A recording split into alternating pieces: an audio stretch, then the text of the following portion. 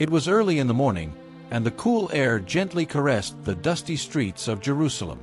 The first rays of the sun began to bathe the temple in a golden light, reflecting off the white stones and creating an atmosphere of serene solemnity.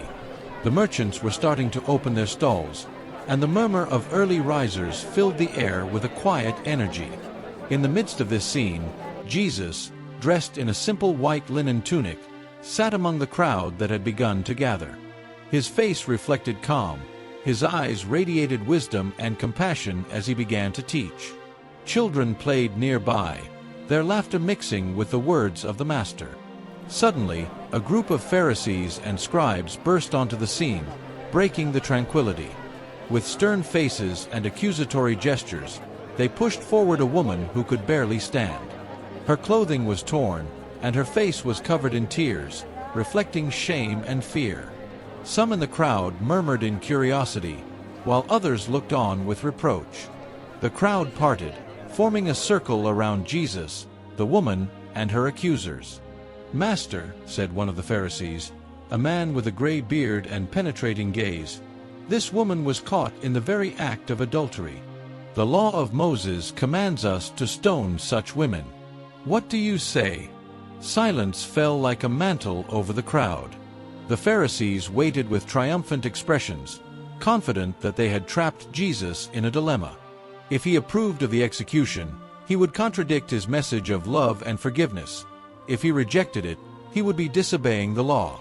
Nearby, an elderly man in the crowd nodded slowly, as if reflecting on the dilemma, while a young mother covered her small child's eyes, who had been watching the stones in the hands of the accusers with curiosity. Jesus did not respond immediately. He lowered his gaze and bent down to the ground. With a calm gesture, he began to write in the dust with his finger. Some moved a little closer, trying to see what he was writing, but they couldn't decipher it.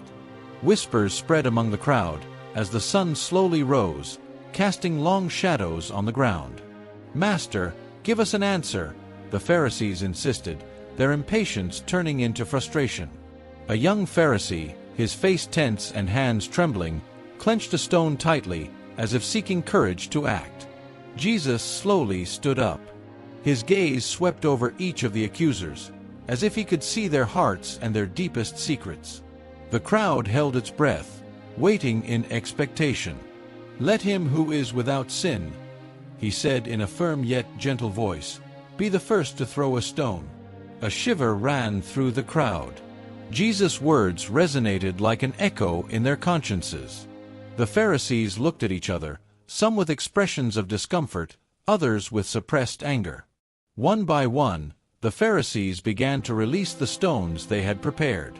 The oldest were the first to walk away, their steps slow and full of reflection.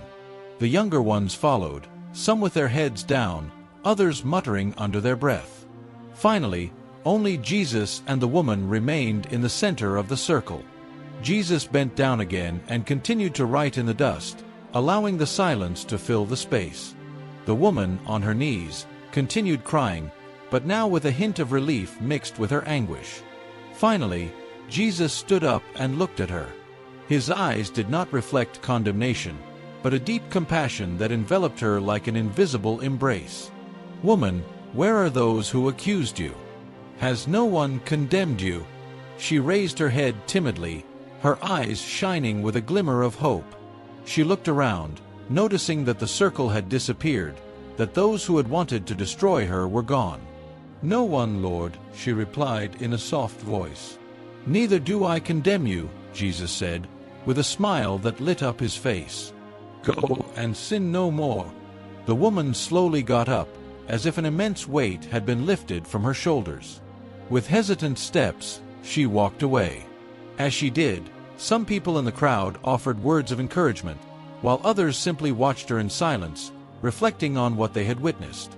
Jesus, for his part, sat down again and calmly resumed his teaching.